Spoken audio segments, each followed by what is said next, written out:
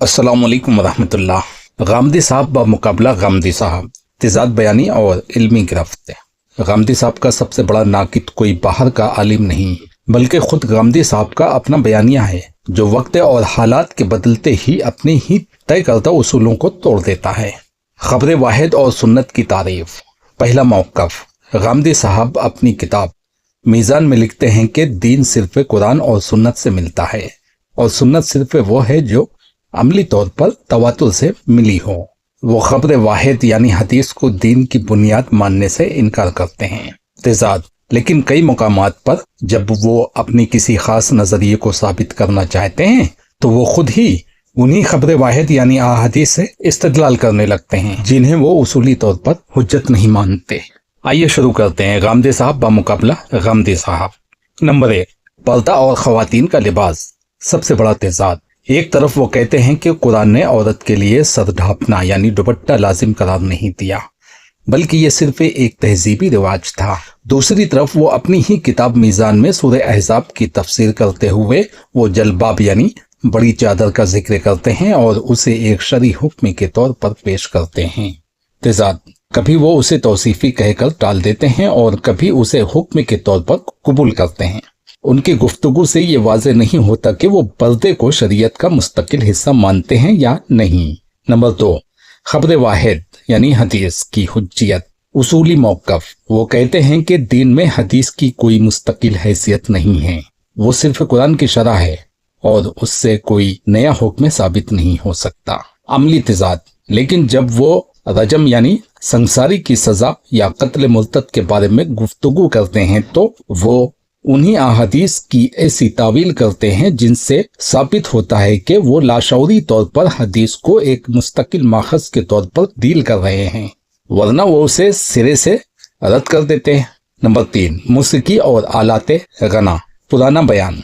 माजी में वो मौसीकी के बारे में मोहतात थे और उसे लहव व लआब के जुमरे में रखते थे। मौजूदा तेजाद। अब वो उसे लतीफ फनून कहते हैं और कहते हैं कि इस्लाम ने मौसीकी से रोका ही नहीं, सिर्फ फहाशी से रोका है। यहाँ तेजाद ये है कि वो मौसीकी के बारे में मौजूद तसरीह अहादीस को तो खबर वाहिद कह कर रद्द कर देते हैं, लेकिन अपनी पसंद के फलसफे हुस्न ने यानी एथिस्ट को दीन की बुनियाद बना लेते हैं। नंबर 4, रियासत और खुरूज यानी बगावत।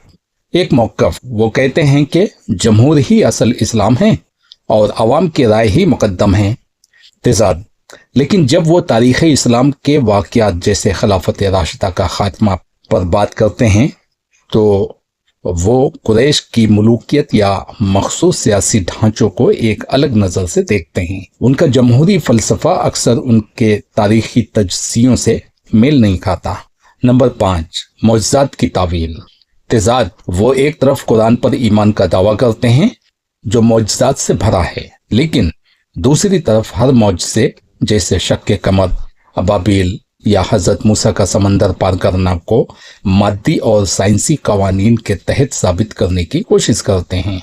सवाल यह है कि अगर हर चीज़ साइंसी कानून के तहत ही होनी है तो फिर वो मौजज़ा कैसे रहा? ये उनके ईमानी और अक्ली बयानिए का बहुत बड़ा तेजाद है। गामदी साहब फ़हम रसूल सल्लल्लाहु अलैहि वसल्लम के मुकाबले में अपने ज़ाती फ़हम या फितरत को तरजीह देते हैं।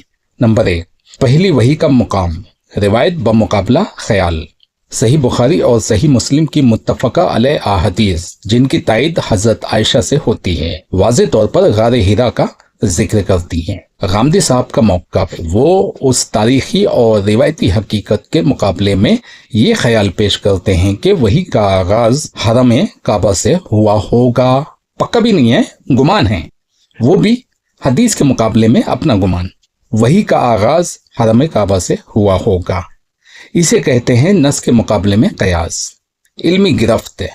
जब एक बात साहबे वही सल्लल्लाहु अलैहि वसल्लम ने खुद बताई और सहाबा ने उसे तवातुर से हम तक पहुंचाया तो उसके मुकाबले में किसी का महज ख्याल या कयास कोई शरई हैसियत नहीं रखता। ये दर हकीकत हदीस के उस बयान का इनकार ही है जो तारीख और रिवायत से साबित है। नंबर 2, कुरान को समझने के लिए हदीस की ज़रूरत। गामदी साहब का कहना है कि कुरान को हदीस से नहीं समझा जा सकता। ये एक ऐसा नज़रिया है जो कुरान की अपनी आयत के खिलाफ है।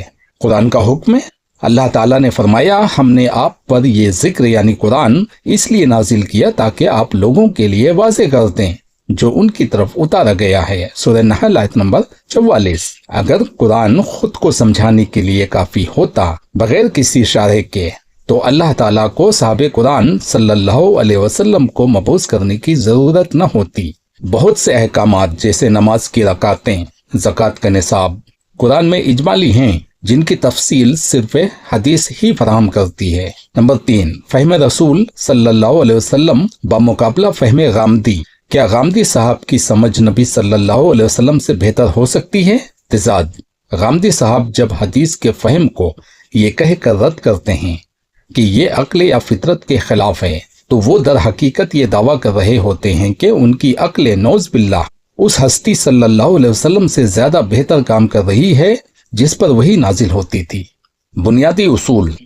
एक मुसलमान के लिए साहबे कुरान सल्लल्लाहु अलैहि वसल्लम का फहम ही आखिरी और हतमी मय्यार है। अगर नबी सल्लल्लाहु अलैहि वसल्लम ने किसी आयत का एक मतलब बयान कर दिया, तो किसी उम्मती को ये हक हासिल नहीं कि वो अपनी फितरत या अक्ल के नाम पर उसका कोई दूसरा मतलब निकाले। फितरत की आड़ में हदीस के वाज़े मफ़हूम का इनकार करना दर हकीकत इनकार हदीस ही की एक मुहज़्ज़ब शक्ल है। ये कहना कि हम मुनकिर नहीं हैं, बल्कि हम उसे फितरत पर पेश करते हैं, सिर्फ अल्फाज का हेर फेर है, क्योंकि अमली तौर पर वो इस हदीस के हुक्म को मानने से इनकार कर रहे होते हैं।